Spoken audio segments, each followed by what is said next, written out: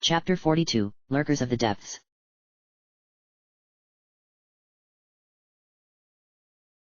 The Legend of Sunset Shimmer, Majora's Mask. By Ganondorf 8. January 23, 2017. Chapter 42, Lurkers of the Depths. I had to be honest with myself. When it became apparent that the Great Bay Temple would be a place filled with water, it brought back memories of my previous journey that had me going through a similar location, the Water Temple. It wasn't a very good experience given that I had to fight against the she-demon whose desire to become the real, as she proclaimed, proved very emotional, yet my fight with her overshadowed what made the temple difficult. Namely, all that water. Never had I seen so much gathered in one place, not even Equestria could boast something like that, and I had to traverse it. Had it not been for that tunic that allowed me to breathe underwater, I probably would have drowned several times over.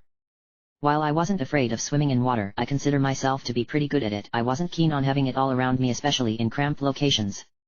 Also, those boots that had lead iron soles on the bottom proved incredibly useful despite being less than practical. Walking underwater was actually a lot of fun, though those monsters proved annoying whenever they appeared in those narrow corridors. Just thinking about it gave me mixed feelings. While I certainly enjoyed the majestic splendor of the temple, in addition to seeing Rarity again at the time, I didn't like having to change the water level so many times just so that I could make some adequate progress. I also didn't like how Ganondorf Lord Tyrek forced me into fighting Sunset Demon, though thinking back on it now, I actually felt sorry for her. Yes. I felt sorry for my demonic self because of what she had to endure. It wasn't her fault that she was created to be nothing but a hateful monster who cares more about destruction and oppressing anyone. I had issues back then as a result of self-entitlement. I know I've thought about this in the past, yet it continued to haunt me because she exists the way she does because of me. Reasoning with the she-demon was never an option. She refused to listen to anyone, making her stubborn and an unfortunate reflection of myself. It didn't matter what it would take to assume my life, even her own demise, so long as Sunset Demon succeeded. Wherever she was in the afterlife, perhaps she could now achieve the peace her tormented soul needed. That's what I would like to see happen, though I doubted it would be a reality, as she did do some questionable things, mainly because I did them in her name. I suspected she was being tortured in some inhospitable manner and yearns to be put out of her misery for good. Such thoughts aren't becoming of me, but then I blame myself for acting like a spoiled brat. If I could go back in time, I'd prevent the she-demon from ever existing, thus everything after the fact wouldn't happen. Unfortunately, tampering with the past like that would make me no better than her. I had to accept the fact that she would forever seek to assume my life and nothing else would ever be able to satisfy such cravings. I shook my head knowing I had daydreamed too much once again. I also didn't want Princess Twilight to bop me repeatedly on the head, and turned my attention to what was standing in front of us. Unlike the Water Temple's beautiful interior, the Great Bay Temple's interior reminded me of a sewer system and, for some reason, an offshore oil rig. It's as though whoever built this place had no tastes whatsoever, yet I knew I shouldn't be judgmental with stuff like this. Hanging slightly below the ceiling, connected via a large pipe, was what appeared to be a water wheel judging from the stream of water that was hitting it on one side. The water was coming from a yellow funnel, and on the opposite side was a red funnel, though no water was coming out of it. Connecting to each funnel were pipes of the same respective color, yet only one appeared to be working given how it glowed brightly. Nearby, though slightly submerged underwater, was a switch resembling a clockwork key with another similar switch at the bottom of the room, indicating that if I wanted to reach it, I needed to be a Zora. "This is absolutely amazing!" Twilight exclaimed. I rolled my eyes. "I'm not surprised that you would be enamored by this, Twilight. We don't have anything like this back in Equestria, Sunset, so I can't help it if I'm fascinated," Twilight said. She floated upwards to get a closer look at the water wheel, making sure not to accidentally get caught in the stream of water coming out of the funnel. "The water is what's making this wheel spin, though I wonder where it's coming from." Her Highness then noticed the red and yellow pipes continued on past this room and immediately flew back down to me. "Sunset. If we follow those pipes, we might be able to get a better understanding of how this place works." "What about the switches around here?" "One of them could operate the two funnels, but I'm not sure about that." "And the other?" "I have no idea." "You don't seem sure of yourself, hey?" Princess Twilight scoffed. "This is all new to me, Sunset. I need some time to figure out how everything works so that we can make sense of it. I wouldn't be a gifted scholar if it meant ignoring what was blatantly obvious before my eyes." I rolled my eyes again. "So what do you suggest I do?" Why not try pushing that switch underwater? But, you said you don't know what it does. That's the beauty of curiosity, Twilight said. You won't know what something does until you try it out. Besides, you've done this kind of thing in the previous temples, so why question it now?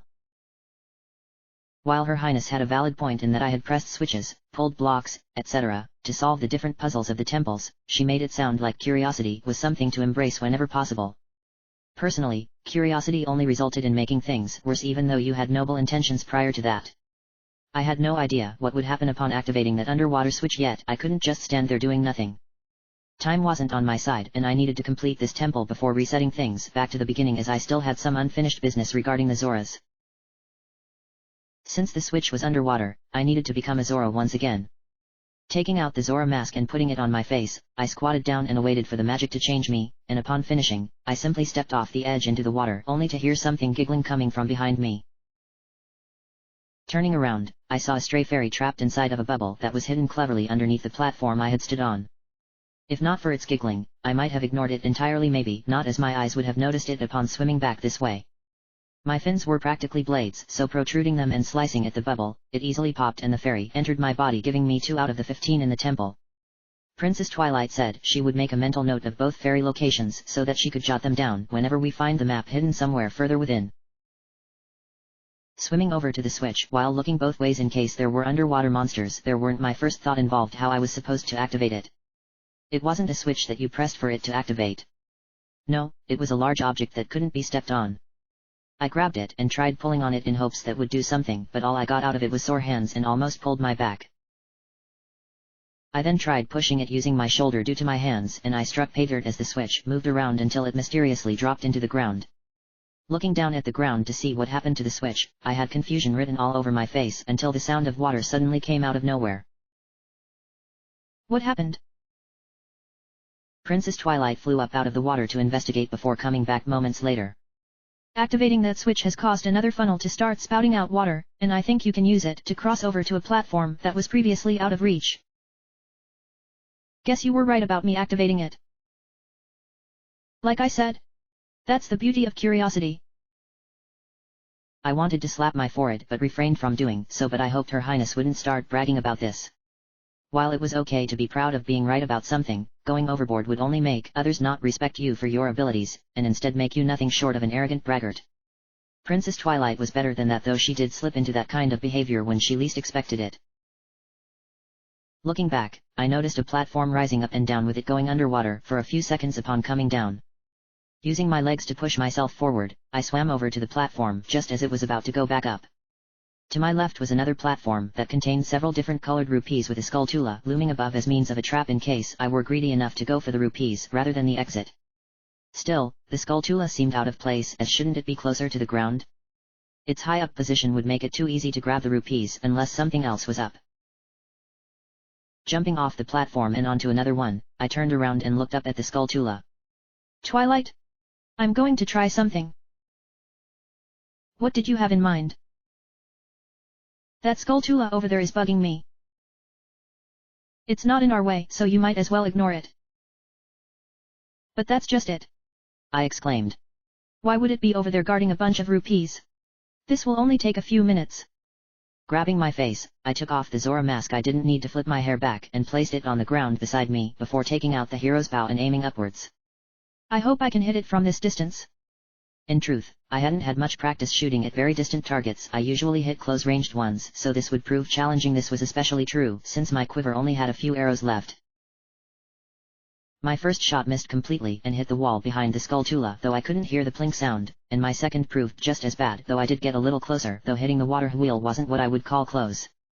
My third arrow missed by several inches, causing me to curse under my breath, yet my fourth one hit the skulltula, slamming it into the wall before it burned away to nothing. From its ashes came another stray fairy, and I looked at Princess Twilight with a smug look. No need to brag about it, Sunset. Kind of like you, hey. Yeah. I guess. I can't really be smug since I wasted 4 arrows just hitting the thing. How many do you have left? I quickly counted the remaining arrows. About 7. Definitely not enough. Yes. Twilight said. You should conserve them and only use them when necessary until you find some more, then you can go all crazy again. It's a shame though that you haven't acquired any larger quivers, Sunset. If you could carry more arrows, you wouldn't have to worry about running low. That was something I really needed to look into once this temple had been taken care of. Not only did I need more arrows, but I also needed more bombs. You never know when you need them, so perhaps someone in Clock Town would have some answers. I recalled there was a bomb shop somewhere in town and a shooting gallery if my memory of shop signs was both accurate and reliable. My next 72-hour cycle should be dedicated towards getting better equipment and maybe some more masks. Putting both the Bao and Zora mask away, I took out the Great Fairy's mask, and put it on my face. The stray fairy immediately noticed the shimmering hair of the mask and flew over to me before entering my body and giving me 3 fairies. So far, I was doing a good job of picking them, though I should be complacent about it. I had no doubt that it wouldn't be easy finding the others, especially if this temple ends up being very complex. Taking off the Great Fairy's mask and putting it away, I took a single step before hearing a shuffling sound from above, and jumped back just as a Skulltula came down, hissing at me for avoiding its attempt to knock me down. Rather than waste time and risk being knocked over and down into the water below, I pressed my back up against the wall and slid my way past while staring at its hideous face. The Skulltula climbed back up to the ceiling after a while, allowing me to jump across to the other platform using the water spouting forth from the funnel. I walked forward until I stopped at a yellow pipe. Hey! I have to cross on this. It does appear to be the only option. Guess I've no choice. Princess Twilight took a closer look at the pipe. The water coming from those yellow funnels is flowing through this pipe. Do you think there's a connection between the pipes and that water wheel? Princess Twilight nodded. Most likely. She then looked back the other way for a split second before looking over at the red pipe. That red pipe doesn't have any water flowing through it, hence why it isn't glowing like the yellow one is. If we could bring water here along the red pipe, it should enable us to turn the water wheel in the opposite direction, but I haven't quite figured out what may happen. I'm sure we'll find out eventually. I hope so. The yellow pipe was narrow, so walking on it required a delicate balance. If I were to fall off, I'd end up in the water and be forced to make my way back here again, all while wasting precious time in the process. It seemed safe, though the dripping water coming from above made me nervous about slipping, but I couldn't allow that to deter me, so I stepped out onto the pipe and slowly walked across to the other platform before walking through a corridor and coming to a complete stop.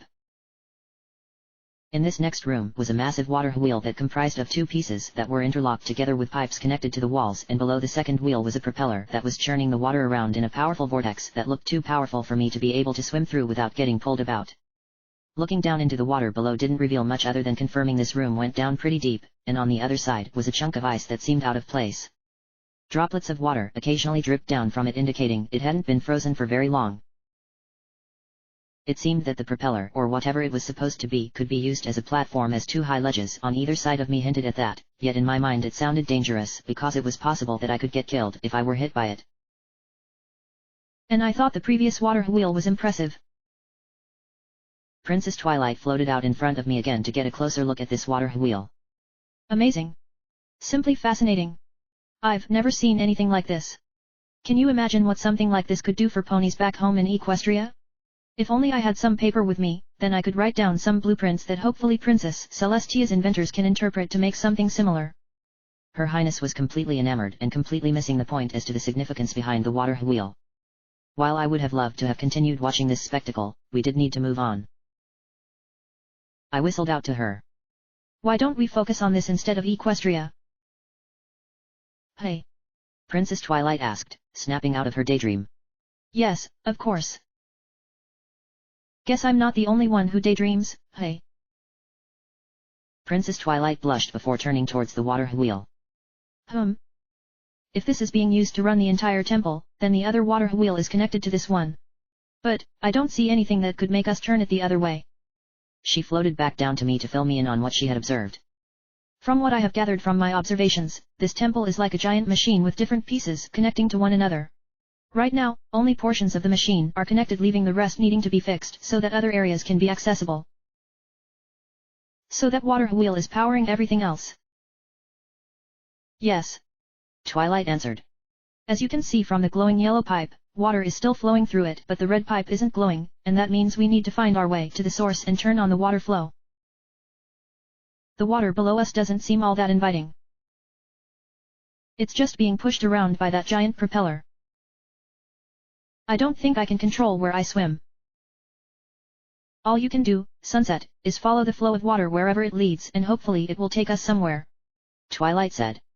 She suddenly bopped me on the head, prompting me to swat at her in response, though she stuck out her tongue. There's a barrel on each of those ledges. So, why not see what's inside them?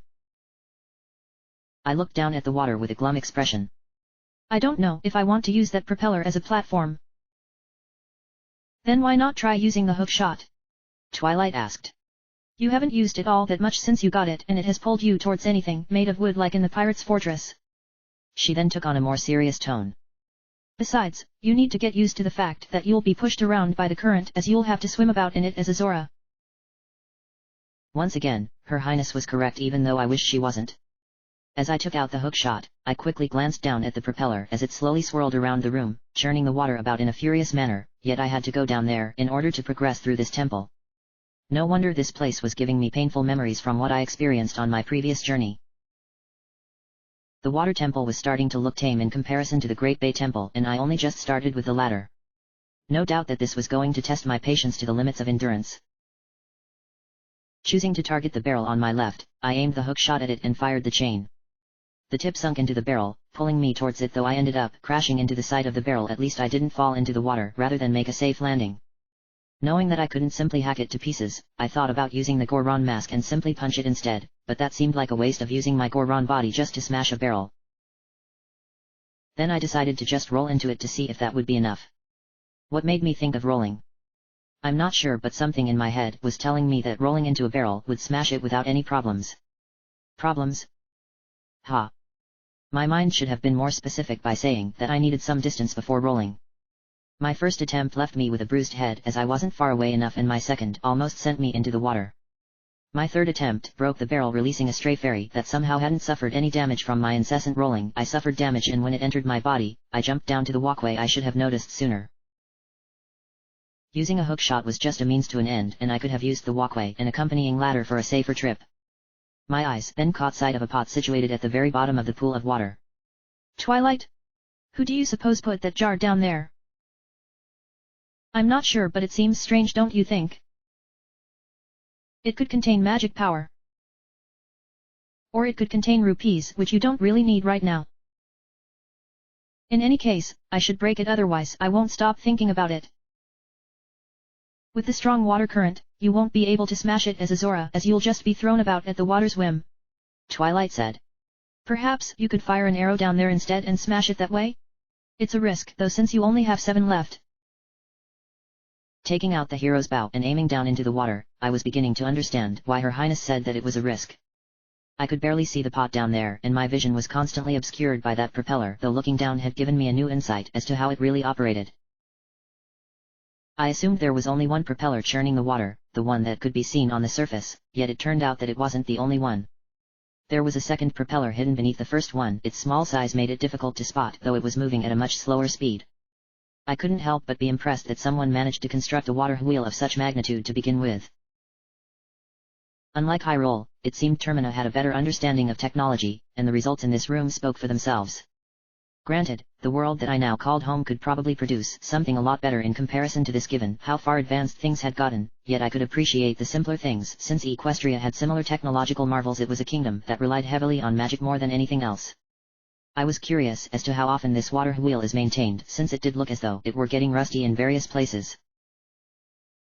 Firing an arrow into the water, I couldn't tell if it had connected with the pot or if it missed its mark, but a few moments later, something started glowing at the bottom of the pool and it looked familiar. Putting my bow away and donning the Great Fairy's mask, whatever was glowing suddenly started floating upwards before jumping out and entering my body. To think that a stray fairy was hidden in such an inconspicuous yet obvious location, though the water made it more difficult to see.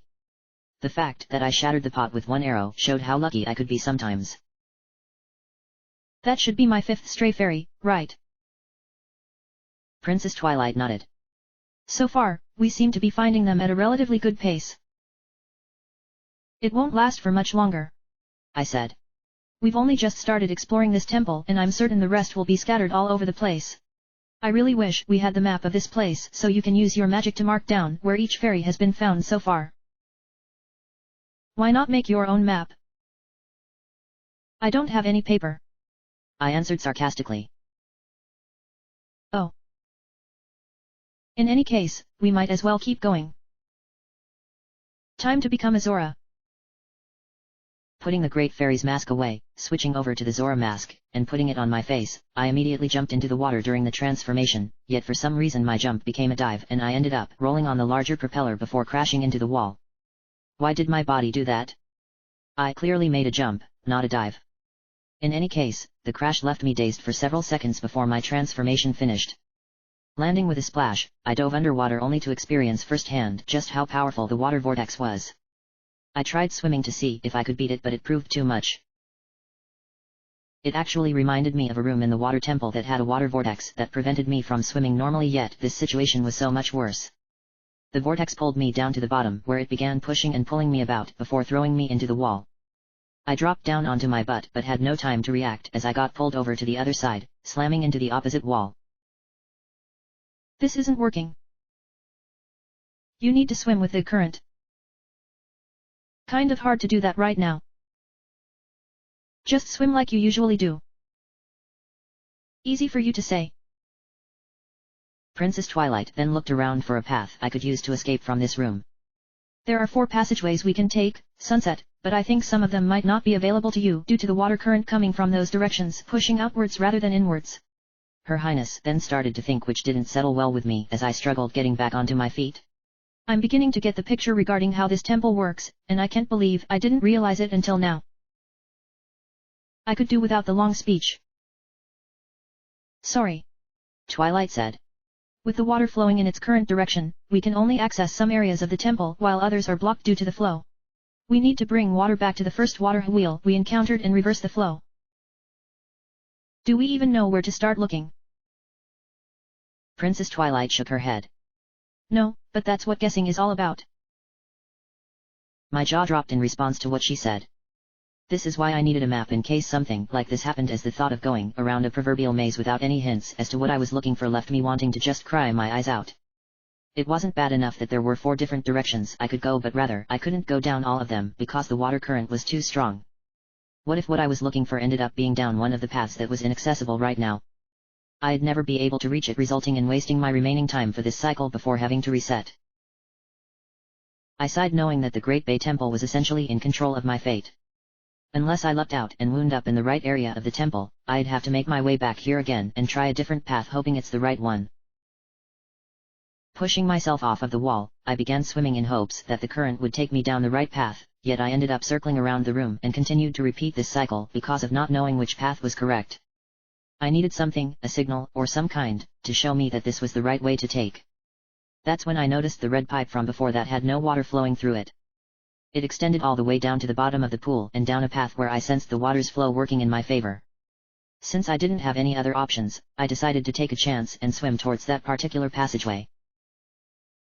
It wasn't easy, what with the current pushing me around, but I managed to make my way into the passage. The red pipe was moving, though I couldn't stop as the current pulled me along down the passageway until it ejected me into a shell blade that was waiting at the other end. A second one was located nearby yet didn't move, but the first one did, bouncing along the ground, ramming into me before closing up its mouth. I needed a few moments to gather my bearings and to find out where I was. There were several columns stuck in the ground with each one surrounding a large pillar, though I wasn't sure what it was supposed to be. Above my head were some of those exploding spikes, so I needed to swim carefully, otherwise I would take some damage. Then the sound of a familiar monster began ringing through my ears, and when I turned around to see what it was and confirm my soupy science, I groaned upon seeing several skullfish swimming towards me. I should have expected they would be here since this was an underwater temple, yet I didn't really want to run into them. It's like every underwater monster has gathered here, I moaned. There might be some new ones that we haven't seen before. I'm not looking forward to meeting those. I'll be able to give you the necessary information, Sunset, when the time comes, Twilight said. Now, there is one thing about shell blades that I never mentioned to you before, so now is good a time as any to mention it. When they close their mouths after opening them and charge towards potential prey, they can only move in one direction, making them easy enough to avoid, yet it will be awkward since we are underwater. Also, they can only move a certain distance before having to stop moving. It seems they tire themselves out easily by using up their energy by charging forward. In the past, I used a hook shot to hit them when they open their mouths. You won't be able to do that this time. Without any iron boots, I can't walk around underwater, I said. The skullfish were soon upon me and I used my magic barrier to destroy each of them as they came into contact with the electricity I was producing by magic. That's what enabled me to use a hook shot underwater last time. Sunset? Twilight asked. You can already walk underwater. You know what I meant. Princess Twilight rolled her eyes. Anyway, you can use your fins to strike their weak point inside of their mouths, but you'll need to get close to them otherwise they won't open up and could easily retaliate. Even though being a Zoro was way better than walking around underwater whilst wearing a specialized tunic and heavy boots, the fact that I couldn't use my hook shot in this particular environment meant that I had to be more cautious when dealing with monsters. I guessed even something as underwater combat as a Zoro wasn't perfect, especially if it meant having to fight up close. My fins did give me some range, though they weren't entirely accurate and could easily be deflected. Walking up to the nearby shell blade with my fins out and ready to fire, I inched a little closer and fired just as its mouth opened. My fins bounced off its thick shell before coming back around and striking it from behind, destroying it. Rather than focus on the other one, I decided to swim up to the surface in order to see what was up with that pillar. As I floated up to the surface, the pillar began getting narrow, though my eyes were looking at another familiar monster that suddenly disappeared into the water. The instant my head popped out of the water, something hit me from behind and I sprawled up onto a small platform. I tried getting back up only to be knocked down by the same thing, though my eyes noticed bits of rocks scatter about. Crawling on all fours until I reached the corner of the room, I turned around and raised one of my fins to act as a shield, and learned that there was a second monster nearby spitting rocks in my direction. These things were slightly annoying during my last journey, though I couldn't recall their names off the top of my head. My eyes then noticed another of those strange switches on top of the pillar, though there was no way I could reach it as it was too high, and a locked door indicated that I had come the wrong way, or came here too soon. Those are octo rocks, Twilight said. They will disappear under the water if you get too close to them and love to spit rocks at you as a means of attack. If you can bounce back their projectiles, they'll be taken down in just one hit, but make sure you're close, otherwise they could fire a second one and both will crumble upon impact. I remember fighting them before, though they weren't that annoying. If anything, they are just a nuisance. Have you noticed the switch up on top of that? I said before blocking another rock. You know what, just give me a few moments, Twilight. Getting up and holding out my fin like a shield, the Octorok fired another rock, which I easily bounced back into it, getting rid of it before turning to the left and bouncing back a rock that the other one fired, defeating it and allowing me to breathe easily for a few moments. Anyway, did you notice the switch up on top of that pillar? I think that might be what we need to activate to get some water flowing back to the water wheel we encountered earlier. I don't think you can reach it. Yeah, I kind of figured that out on my own. You might be able to if you could somehow use those octo rocks as stepping stones. They probably wouldn't let me do that. Unless you could somehow freeze them in place, I don't see any other option right now, Twilight said. Not only that, but you need to find a key to open that locked door up ahead, so it looks like we took a wrong turn. Again, I figured that out, though not the freezing bit. Normally, we unicorns/alicorns would use our magic to freeze anything we want by using a simple freeze spell, but neither of us have access to our equestrian magic right now, so maybe you might get something that can freeze monsters. Who knows?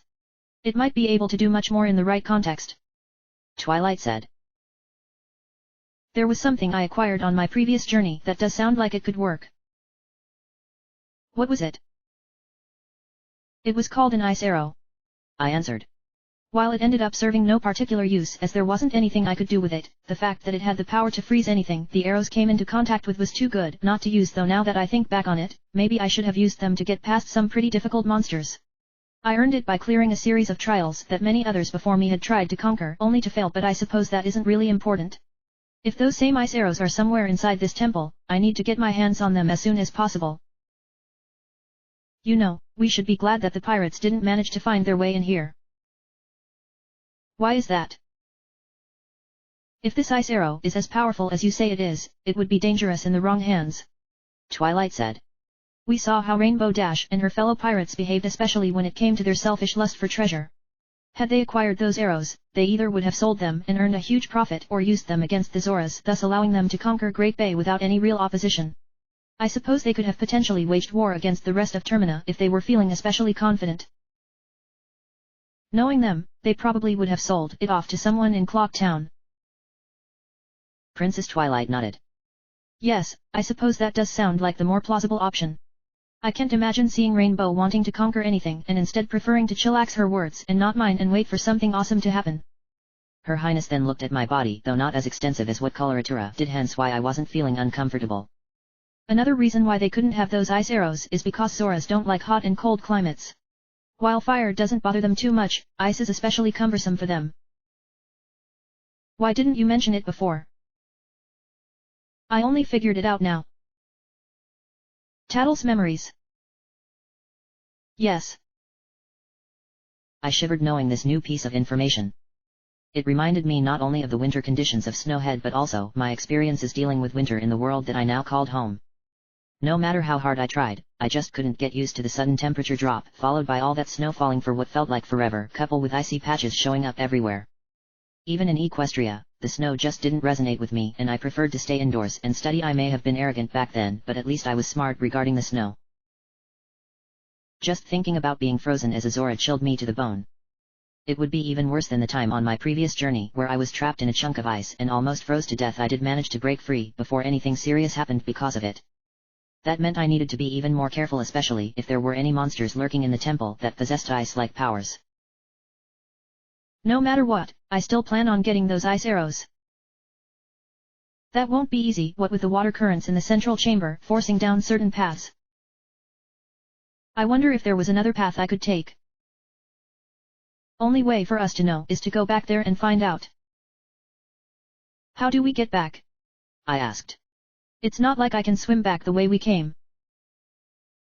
Maybe not, but perhaps there is a path in this room that connects back to the central chamber.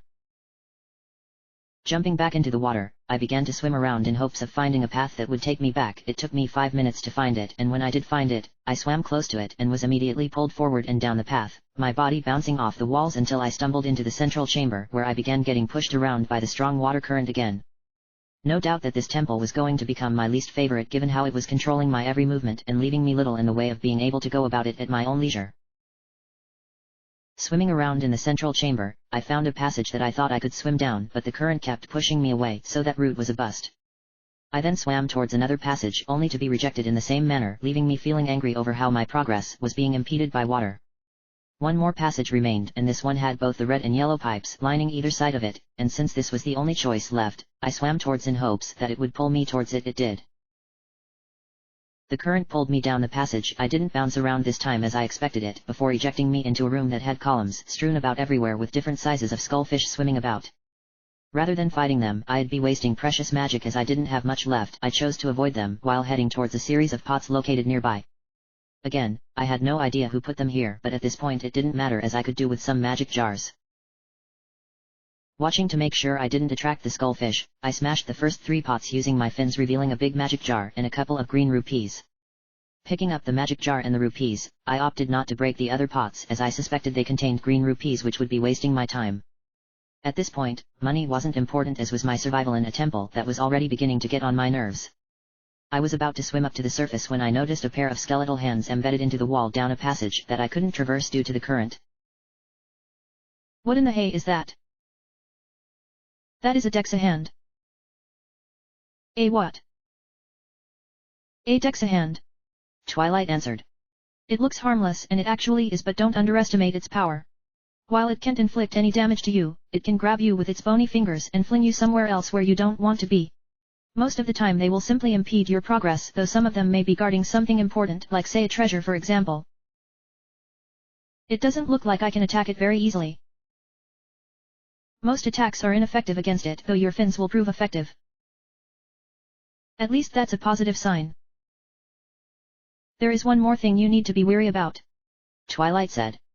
When you defeat a Dexa hand, another one will grow and take the place of the one you defeated several moments later, so I suggest you don't dawdle around. Just looking at those skeletal hands made me feel sick to my stomach. I knew there were strange monsters in this world, yet this one in particular was one of the strangest I had ever seen, despite it being relatively harmless.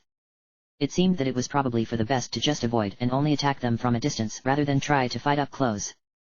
Since they were down a path that I couldn't traverse, I had no reason to fight them, so I turned around and was about to float upwards when something else caught my eye. Another group of skullfish were nearby, yet one of them was bigger than the rest. Upon a closer look, it resembled a skullfish, though it looked meaner and appeared to be watching me as much as I was watching it. I took a step backwards in hopes of avoiding it, yet it swam forward in response, leaving me to suddenly swim upwards, and it followed. Reaching the surface, I quickly climbed out of the water and onto a platform. It was being supported by the column below it, and looked down to see that my would-be pursuer had decided to go back where it came from, leaving me to deal with where I had ended up when I got ejected. This room consisted of a few platforms on top of the water, with the one nearest to me housing a large treasure chest that either contained a map or a compass, not the temple's treasure, and a door was situated at the opposite end. Okay. What was that? That was a dispreco. Twilight answered. She looked at me and noticed my confused look, so she ignored it and continued with her explanation. While it does bear a resemblance to the skullfish we've been seeing all over this part of Termina, they are much more aggressive in nature. How so? If it bites you, it refuses to let go, so you'll need to do whatever you can to shake it off. I'm guessing it's easy to defeat? Yes. Twilight answered. Dispreco don't handle hits very well and can be taken down using either your fins or your magic barrier in just one hit. Also, they are seen as leaders among skullfish, so if you defeat one while a swarm of skullfish are around, the latter will also be defeated. That was some pretty useful information right there, and one that I would be sure to use in the future. Looking back at the large treasure chest, I surmised that it could be used as a potential hook-shot target given it was made of wood, but then the platform it was on didn't look all that high, so perhaps I could jump over to it and grab onto the edge with my hands. My current body was much taller than my human form, so the extra height could prove to be enough. Looking left was another platform housing a pair of pots, and I decided it would be best to go for those first. I desperately needed arrows at this point, especially if the treasure was the ice arrows. Telling Princess Twilight of my plan, she took a few moments to look at both platforms before nodding her head in approval. Since the one on the left was slightly lower to the water, I only needed to swim over to it rather than do something overly complicated. Jumping into the water and swimming over to the platform before climbing back out, I smashed the first pot with my fin, revealing a set of 20 arrows, just what I needed, that I happily picked up. Then I smashed the other one, revealing another stray fairy. This was beginning to become a trend regarding their hiding spots. So far, the stray fairies had been hidden in common objects one would most likely ignore, inside a chest, and in the clutches of a monster. On the one hand, I felt bad over how they were being treated just because they were parts of a complete whole. On the other hand, it told me that I couldn't afford to overlook anything, as doing so would mean potentially missing one, and I'd rather not have to backtrack through this temple given how it was already testing my patience. Another thought that crossed my mind had to do with whether I should speak to a dojo first before the boss or afterwards. She could provide me with a powerful ability that could make it easier for me, or something that wasn't as useful as appearances suggested. Once the sixth stray fairy was inside me, I lined myself up with the treasure chest on the other platform, and made a leap of faith only to end up missing and slamming my face into the platform's side before sliding down to the bottom of the room. That definitely was one of my most embarrassing moments yet. Rubbing my slightly bruised face, I swam back up to the surface, climbed up onto the opposite ledge and attempted to leap across again. This time proved to be successful as I grabbed the edge of the other ledge with my fingers, though I was barely able to hold on before picking myself up. Princess Twilight chuckled a little. That was mildly entertaining. At least I got it right the second time around. Maybe you should have used the hook shot instead, Twilight said. It would have prevented you from hurting your face. Yeah, I suppose that was the better option, I said. Opening up the large treasure chest and reaching into it by bending forward, I pulled the dungeon map and immediately unfurled it to get a better sense of how this temple was laid out room-wise. This place isn't as big as I thought. In fact, some of the rooms seem to share multiple levels, while other rooms are distinctly small in scope. Princess Twilight took a closer look at the map. Despite how small Great Bay Temple is, it doesn't change the fact that this will be more difficult than the previous two temple, though now that I think about it, who knows what will await us when we reach the last one located to the east. I sighed knowing that was true, but I wasn't going to think about that. Want to mark down where the stray fairies we've found were located on the map using your magic? Oh, yes, of course, Twilight said. She then used her fairy magic to create tiny marks on the map showing where the fairies were. I'm surprised we've found 5 of them already, given we only just started this place exploring, but like I said, it will get much harder from here, so we need to search carefully. Her Highness then looked at the door on the opposite end of the room, followed by the map and then the door again. The room beyond that door doesn't necessarily lead anywhere, but it's still a good idea to check it out anyway. That's what I want to say, if not for the door being on a ledge that's too high for you to reach. What if I were to jump out of the water like a fish? I'm not sure you'll be able to build up enough speed. I could try just in case, right? Princess Twilight nodded. I suppose you could, but do be careful, Sunset. Putting the dungeon map away and jumping back into the water, I swam over to the wall, turned around, used my legs to propel me forward by pushing against the wall, and swam as fast as I could, making sure to keep my eyes focused. I leapt out using a dolphin-like jump, and for a moment it looked like I was going to make it, but unfortunately, my leap wasn't enough, resulting in slamming my head against the side of the ledge the door was situated on. Dazed, I dropped to the bottom of the room before being pulled down another passageway courtesy of the strong water current flowing into it. My body bounced around the passageway, though I couldn't prevent it as I was numb from hitting my head, and when the vortex ejected me into the next room, I landed on the ground with a loud thud and remained there for several minutes before I finally regained my composure. Rubbing the bruise that had since formed on my head, I was beginning to think that perhaps it would be wise to wear a helmet, otherwise any further blows to the head could cause some serious brain injury. I don't think I'll try that again, I said in a tipsy manner. Are you all right? You were right about me not having enough speed. Well, now you know better, Sunset. Guess I'll need to find another means of getting to that door. First, you would have to make your way back there, Twilight said. The water current that pulled you into the passageway after your little stunt has thrown us into another room, but I think we should deal with the current problem before doing anything else. Before I had a chance to respond, something suddenly lunged out at me and managed to bite me in the shoulder.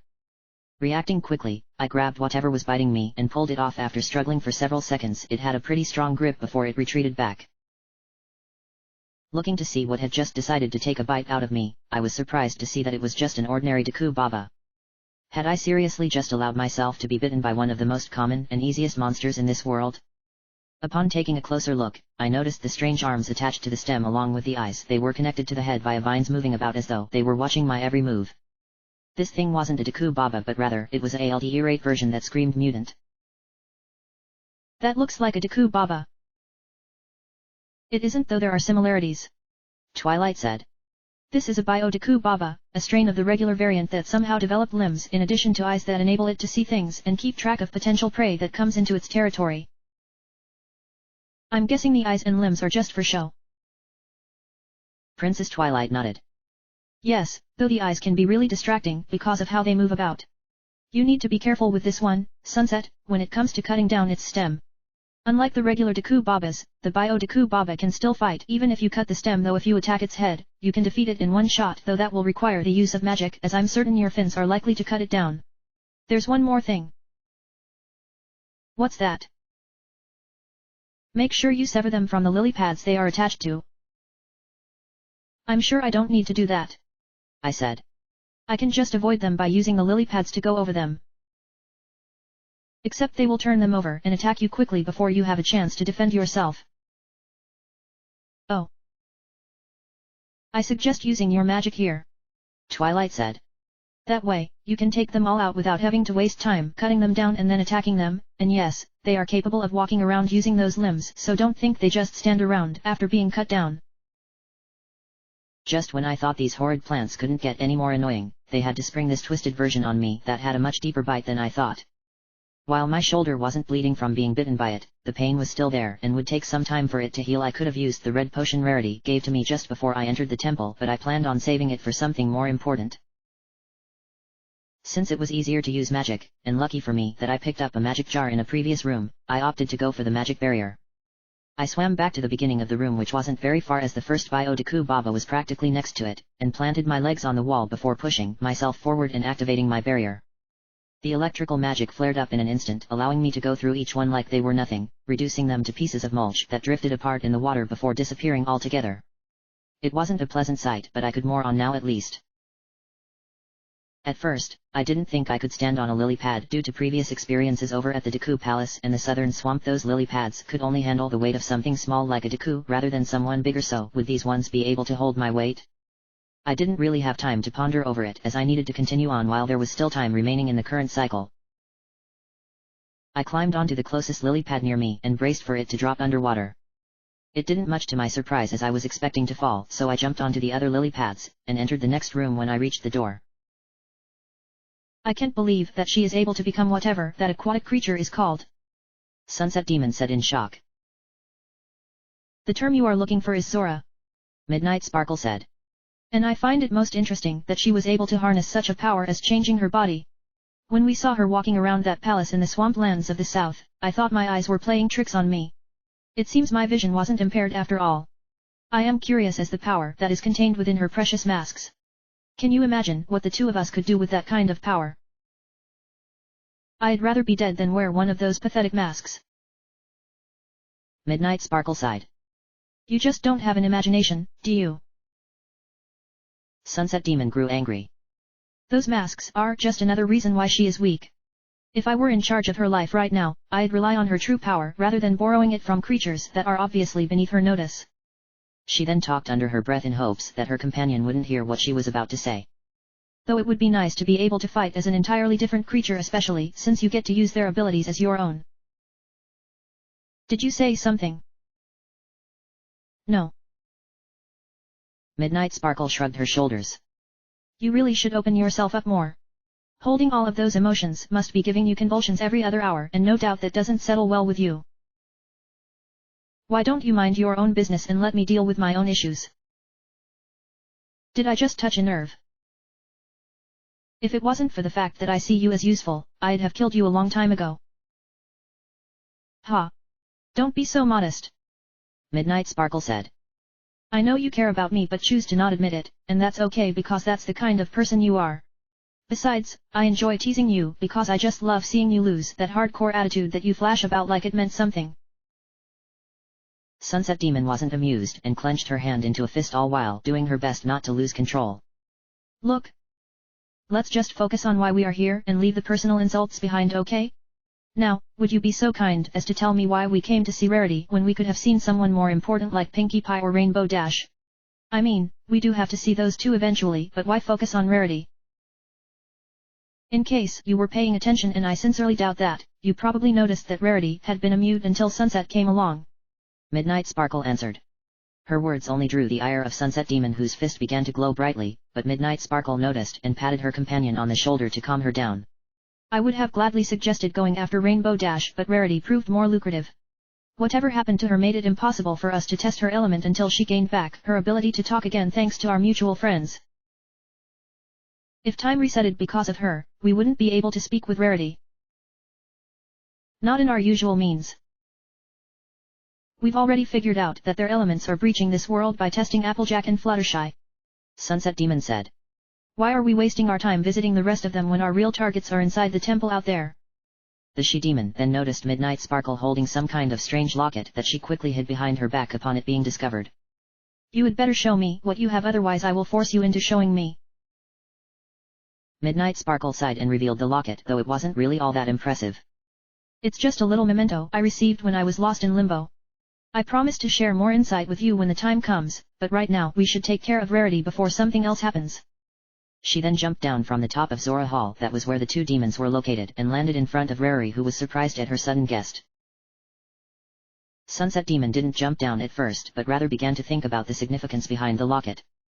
Her fellow demon was being very secretive about it and didn't want her to know about it until much later. The she-demon still thought of Midnight Sparkle as a worthwhile companion who had been able to get her to think differently and to embrace the nuances of being patient, yet it seemed her friend had ulterior motives that could potentially threaten her own ambitions. For now, she would play along by feigning ignorance, though not extensively, in case Midnight Sparkle could see through it. With that, Sunset Demon jumped down to the ground to make sure everything went well, yet now she had to be cautious until she could piece together what was really going on regarding her companion. Oh my! Rarity exclaimed when she was suddenly surrounded. Relax, Midnight Sparkle said. If you cooperate with us, there won't be any trouble. I don't believe I've ever seen the likes of you two before. Oh, I don't doubt that. The thing is that you two really should have made reservations if you wanted to see me in person. Rarity said. No one is really allowed to see any of us unless they booked an appointment through our manager, and even then I'm afraid I'm not in the mood for signing autographs at this point in time. We needed an appointment. Rarity nodded. Mrs. Toto has always said that we need to do things this way so as to prevent us from being mobbed by our fans. When you are as famous as we are, you have a tendency to attract some really obsessed individuals who usually mean well but ultimately go overboard. Like I said, I'm currently not in the mood for signing autographs or really talking to anyone, yet I deeply apologize for the inconvenience. You see, someone who means so much to me entered the temple in order to stop what has been causing the ocean so much distress that also affected me. I am praying for his safe return by remaining here. This will only take a few minutes of your time. Midnight Sparkle said. And then we will leave you alone. Well. I suppose I could give you my attention. I was hoping you would say that. I couldn't believe that there was one additional Biodeku Baba in addition to the 3 that I had defeated. Her Highness was able to warn me about it just as I entered the next room, prompting me to go back and check it out. Unfortunately, the ones I had defeated came back no thanks to their respawning ability, an issue I never liked during my previous journey and now not liking it here, so I jumped down into the water and began to swim using my magic barrier to destroy each one without fighting them properly. When the last one fell, I climbed onto the first lily pad and leapt onto a ledge that was hidden behind me at the time with the remaining Biodeku Baba on the ceiling. Using my magic wasn't going to work as it was too high for me to reach, so I had used my fins at it in hopes of cutting it down.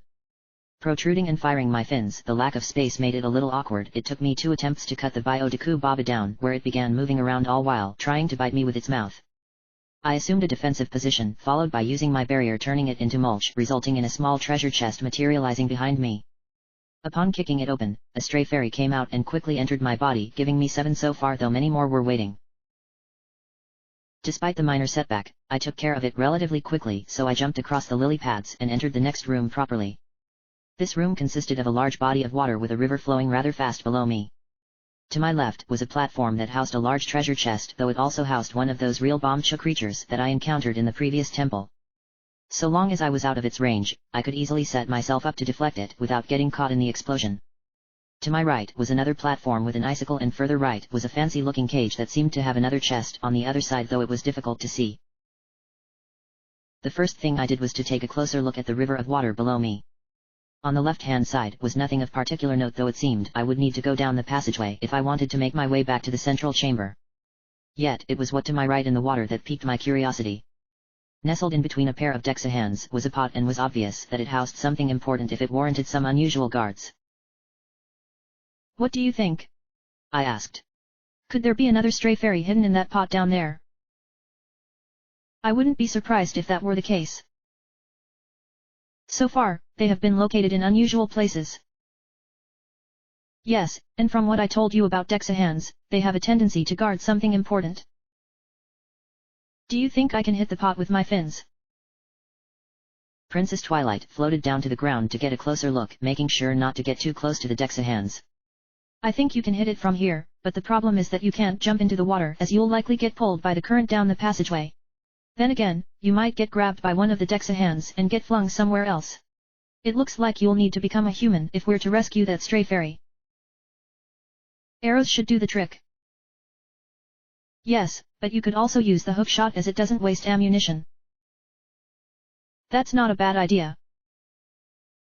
Grabbing my face, pulling off the Zora mask, and flipping my hair back, I put it away and took out both the hook shot and the Great Fairy's mask before donning the latter and aiming with the former. It quickly dawned on me that aside from the transformation masks, I had only used 3 other masks throughout this journey. It felt like the majority of masks I had collected meant nothing apart from looking good as costume pieces. I mean, the Bremen mask and Blast mask were ones I've used only once each because I needed their unique powers, while the Great Fairy's mask had been used extensively inside the temples. Maybe I should start using these other masks rather than let them go to waste. Then again, most of them only had specific uses and were practically useless if I were in any other situation that didn't need them. The only one I could see that would be useful at any time was the bunny hood. I should use it the next time I encounter a powerful monster, as the boost in speed could prove useful. Firing the hook shot at the underwater pot, it took a few tries as I needed to get right to the edge for it to hit, and smashing it to pieces, the stray fairy floated up out of the water and into my body through being entranced by the Great Fairy's mask's shimmering hair. With that done, I took off and put the mask away before turning my sights towards what was guarding the large treasure chest. Despite it being dangerous, what with that explosive on its tail, the real bombcha wasn't exactly all that threatening. If anything, it was just excited about running around and defying gravity by running up the wall. Still, I needed to get rid of it before I could cross over. My first thought involved firing some arrows since I did recently replenish them, but its erratic behavior would make aiming difficult and wasting arrows wasn't an option. Perhaps I could use the hook shot instead. It would save me from wasting arrows, though I'd have to wait for the chain to spring back before firing it again. Aiming the hook shot at the real bomb chute and walking forward to get within striking range, I fired the chain and missed entirely, though my effort didn't seem to bother it. Maybe it truly was ignorant of everything around it. Firing a second time, the chain almost connected, though missed by several feet, yet now it began moving towards the chest and I needed to keep up with its movements. A third attempt resulted in the hook shot tip plunging into the chest and pulling me forward, where the real bomb freaked out and exploded. There was no chance of me avoiding it. Boom. Sunset. Are you alright? Twilight asked in the midst of the smoke. I coughed in response. I'm okay, though I wasn't expecting that. I'm surprised the explosion didn't do more damage. Not that I want to see you hurt. Maybe explosions work differently in this world compared with what it's like back home. Probably for the best that we don't tempt it. I nodded. Yeah. I'd like to keep my life, thank you very much. Opening up the treasure chest, I took out the compass that laid on the bottom, put it away, and took out the map to see the chest marks appearing all over it. There are still plenty of chests left for us to find. My eyes then looked down at the skull mark that indicated the location of what had been causing Great Bay's water to get warmer, resulting in the underwater monsters. And our resident boss is right there. Princess Twilight then looked at the map. It's located in an area that we can't access right now due to the water current flowing in the wrong direction. For now, all we can do is keep that location in mind and come back to it later when we can reverse the current. She then looked at the map and noticed something surprising. According to the map, there are 2 chests in this room you haven't opened yet. Wait. Really? Yes. There's the one right here that had the compass and the one I can barely see over there behind that cage. Princess Twilight checked the map again. Well, it definitely says there are 2 unopened chests here, so one of them is in a location we can't see right now, or perhaps we can't reach due to not having the right item. Her Highness then took notice of the pool of water in front of us and slapped her forehead. Or the remaining chest just happens to be right in front of us and we didn't even bother to look in the right place. Her eyes focused down at the pool and I walked over to the edge to see a Biodeku Baba hiding down there guarding a small treasure chest. Can't believe we didn't see that. I blame myself. It was an honest mistake. Well, you should get down there and collect whatever is in the chest. Twilight said. What we really need right now is a key to unlock that one door we encountered when we took the wrong path earlier. Since I needed to swim through the passageway anyway to get back to the central chamber, I put away all of my current equipment and took out the Zora mask, placing it on my face, and squatting down as the magic changed my body parts into my Zora form. Upon transforming and walking off the ledge and into the water, I dropped down to the bottom of the pool only to suddenly feel a sharp pain on my knee. The Biodeku Baba had lunged forward before I could react, and I quickly responded by smacking its head repeatedly with my fins until it let go, leaving a red mark behind. Before it had a chance to attack me again, I used my magic barrier and destroyed it, immediately leaving me to look at my knee. The wound wasn't terribly deep and I could easily walk around without feeling any pain, but I needed to make sure not to make the wound worse. While I had a red potion courtesy of rarity to restore my health and heal my wounds, I needed to keep it until absolutely necessary. Walking over to the chest and kicking it open, I took out the small key, placed it in my pocket before floating back to the surface and climbing out of the water. My eyes then noticed there wasn't just one ice chunk on the platform that was beyond my reach, but rather several. I had no idea why they were there, though I had a feeling I was going to be going through that door soon enough. Just looking at those ice chunks sent a shiver down my spine, though it was due to the Zora blood coursing through me that felt really uncomfortable. Jumping into the water current and being pulled through the passageway, I was ejected into the central chamber again, though a little too fast for my tastes, resulting in me being thrown at the wall and bruising my back. This temple was becoming more of a death trap than the actual traps themselves, though I wasn't stunned. The current picked me up and began spinning me around the outer edge of the chamber, and I knew I had to break free, otherwise I'd never get out of this area. I also needed to be careful not to swim down the wrong passage, as doing so would force me into going back around, wasting precious time. Remembering that the passage I needed to swim down only featured a red pipe going along the wall, I pinpointed its location, pressed my legs against the wall, and pushed myself forward as hard as I could until I was grabbed by the new current and pulled through the passage until being ejected in the room that housed the switch and locked door. Unfortunately, I also had to deal with the skullfish, Dispreco, and shell blades who had since respawned since my previous visit. Guess I've got to deal with these guys again, I said, moaning. Remember what I said about the Dispreco? Defeating it will take care of the skullfish, right? Princess Twilight nodded. Yes. Just be careful that it doesn't bite you, otherwise you'll need to shake it off as it will refuse to let go. As if on cue, the Dispreco noticed me and began swimming towards me with the skullfish in hot pursuit, but I wasn't about to give it a chance at clamping onto my body with its undead moth, so I knelt down and protruded out one fin to serve as a shield. The group continued swimming in my direction, and just when they were about to on top of me, I activated my magic barrier and wiped out the Dispreco, causing the skullfish to fall apart as though I never attacked them. As for the two shell blades, I wasn't anywhere near either one, so there was no sense in attacking them. Floating up to the surface, I popped my head out of the water only to be struck from behind by the same thing that hit me the last time I was in this room, and landing on the platform but not before sprawling into the corner. How could I have forgotten the two Octoroks who were present in this room? In any case, defeating them would also be a waste of time, though I began to see how best to utilize them based on a stronger observation of my surroundings. The ice arrow had the power to freeze targets in a block of ice, much like how it could before on my previous journey, so if I were to freeze one of these two Octoroks at just the right time, they could be used as an additional platform for me to reach the switch. Raising my fin to block the additional rocks being spat at me, I began to look around the room to see if I could find a means of reaching the locked door, and pay dirt was quickly found when I realized that I could walk up the red pipe. It was also my only option. When the two Octoroks paused for a few seconds in between volleys, I jumped into the water, swam over to where the red pipe was going up the wall, and walked up it and onto the ledge. It was a pretty slippery slope before using the small key to unlock the door and going through into the next room. This room comprised of 2 rows of pots that lined either side of a path that lead up to another door. I had no doubt that these pots contained useful items, and that made me suspect something dangerous was lurking on the other side. There was also a strange creature that bore a resemblance to the creature seen in Termina Field. Isn't that one of those jelly monsters? It's definitely a choo-choo, though this one is a yellow variant. Is there anything different about it? Not really, other than what's inside of it. Is that an arrow? Yes. Twilight answered. Yellow choo-chus, when destroyed, leave behind an arrow that will give you back 5 arrows to put in your quiver, and just like the other 2 variants, it can and will respawn on its own without us leaving the room and coming back in again. Oh, if you defeat it while you have the maximum number of arrows you can carry, it will instead leave behind a green rupee. I could do with more arrows. Then slash away. Hearing those words from Her Highness sounded really weird, but then she was right in that I just needed to slash the yellow choo-choo to pieces. Before walking up to it, I decided that it would be best to become a human for the next room. My gut was telling me to be a human, as the arrow-dropping monster was a sign. Grabbing my face, I took off the Zora mask to become human, and flipped my hair back before putting the mask away behind my back. From there, I drew my sword and shield, walked up to the yellow choo-choo, and with one swing, sliced it in half. Picking up the arrow it left behind, I slashed the pots, revealing more arrows, recovery hearts, magic jars, and even a couple of rupees.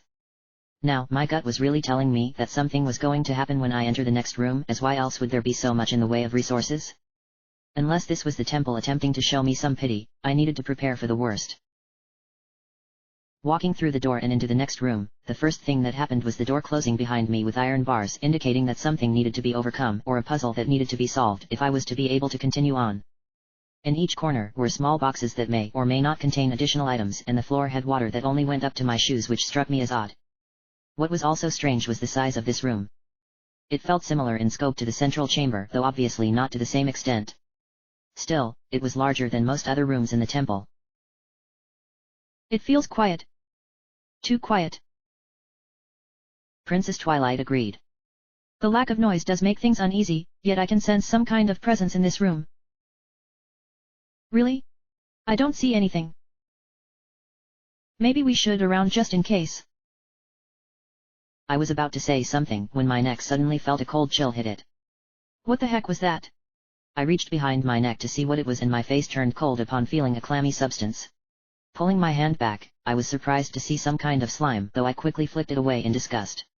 Did I seriously just get hit by slime? Can this get any weirder? Something must be above us to warrant that. I wonder what it could be. Looking up at the ceiling proved to be a mistake as my entire body froze in place. There was definitely something up there on the ceiling. A large something that was surrounded by hundreds of smaller somethings, with the big one staring down at me with a gaze that could pierce a person's soul. No wonder I received so many items in the previous room. They were there to prepare me for whatever this thing was. Raising my shield and holding my sword firmly, I awaited to see what was about to happen. End of chapter.